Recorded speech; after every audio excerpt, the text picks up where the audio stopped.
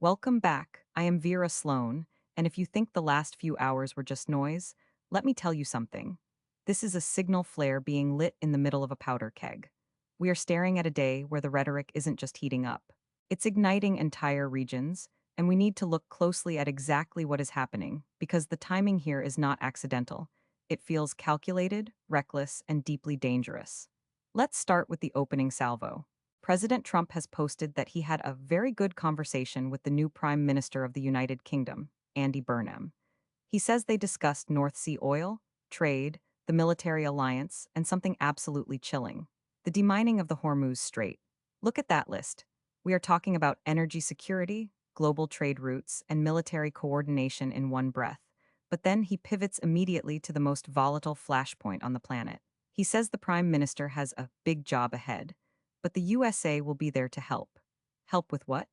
With stabilizing an oil market that is already trembling under the weight of geopolitical threats, or helping to enforce a military alliance in waters that have just been described as needing demining.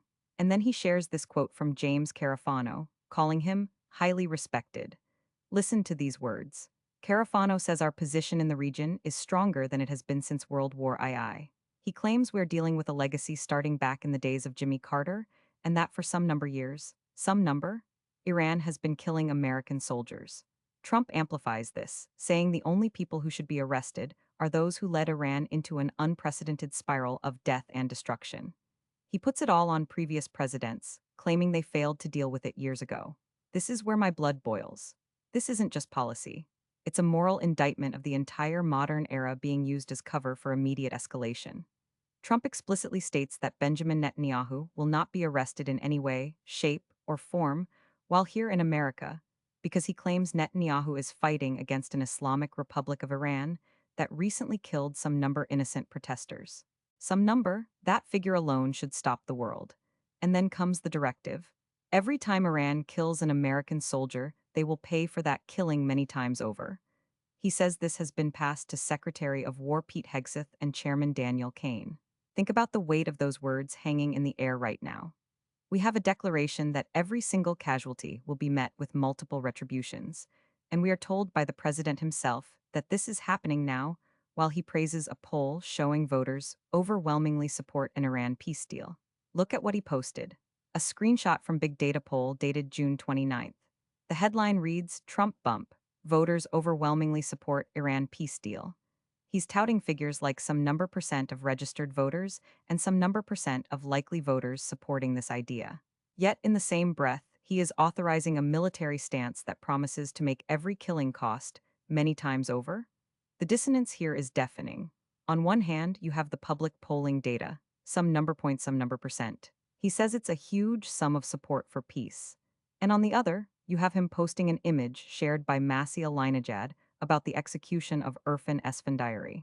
The photo shows a man in black, smiling slightly outdoors among trees, with a tattoo resembling wings or feathers on his forearm.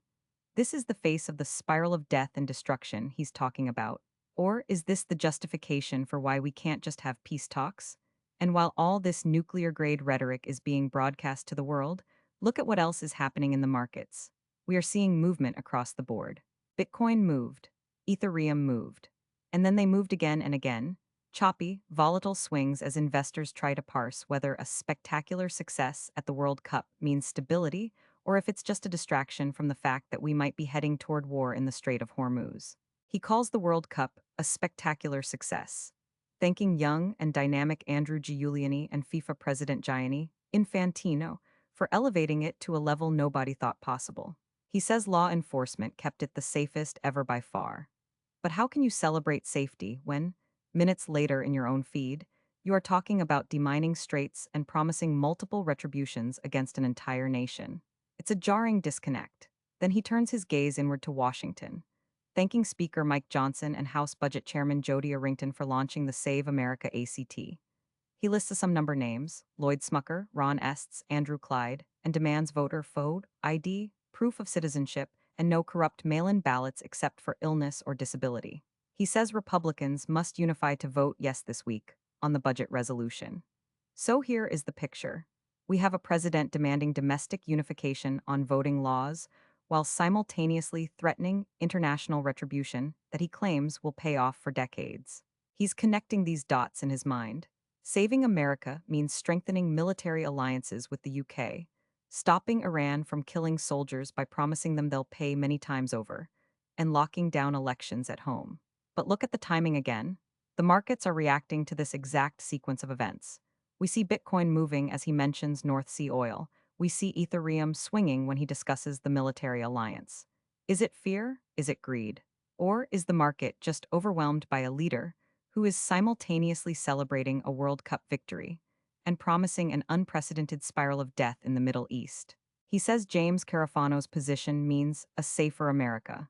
I ask you, how does promising that every soldier killed will be met with multiple paybacks create safety? It creates escalation. He mentions Iran has spent some number years killing American soldiers, some number. And now he is the one who finally decides to break the cycle by making it worse? That is not wisdom. That is a recipe for disaster. And yet, he shares an image of Irfan Esfandiyari being executed. A man with wings on his arm, smiling in black among trees, some number views on that post alone. He's showing us the cost, but then demanding we pay it back many times over. The scale of this is incomprehensible. We are watching a president who says he had an interesting call about demining the Hormuz Strait, a waterway critical to global oil, and in the same thread, he calls for no corrupt mail-in ballots. What does the security of voting have to do with the security of shipping lanes? Maybe everything if you believe his Save America ACT requires a hardened military stance abroad and a lockdown election at home. The market moved again as soon as that directive about Secretary Hegseth hit the wire. It's volatile, it's choppy, it's whipsawed back and forth because no one knows if this is bluster or if the spiral of death and destruction is actually being authorized for real. He says he wished Prime Minister Burnham good luck and Godspeed. Good luck with what? With managing a world where the US president has just declared that every killing by Iran will be paid back many times over, while simultaneously claiming to have public support of some number percent for a peace deal. This is not just politics. This is a moral crisis playing out in real time on social media and reflected in the trembling markets below us. We are being asked to believe that we can have safety through retribution, success through conflict, and unity through division. And as I watch these threads pile up, the UK oil deal, the Iran threat, the World Cup praise, the Save America Act, I don't see a coherent strategy. I see a man lighting fuses on multiple fronts while telling us everything is under control. He says this price we are paying will pay off for decades. But at what cost? How many more executions like Irfan Esfandiyari's do we need to see before the markets stop moving and start crashing? Or does he think that by posting a poll with some number percent support, he can somehow inoculate us against the reality of some number years of bloodshed? This is the moment. This is where history turns on these posts. The markets are watching every word about North Sea oil and Hormuz Strait demining. They are reacting to the promise that Israel's leader will not be arrested while Iran faces an unprecedented spiral. And we, the people, are left holding a phone with a post saying, "Vote yes while the world outside burns." I don't know where this is going next, but I do know one thing. If you think these words were just for show, look at what he said to Daniel Kane and Pete Hegseth. He passed it on. The directive is out there now. And until we see something that actually stops the spiral of death rather than promising more paybacks, we are all riding this roller coaster with no brakes. That's the show. We're on Spotify and YouTube if this earned it, like subscribe, tell a friend. And housekeeping, the machine that writes this gets tuned constantly for cleaner news. The numbers are real, the jokes are not.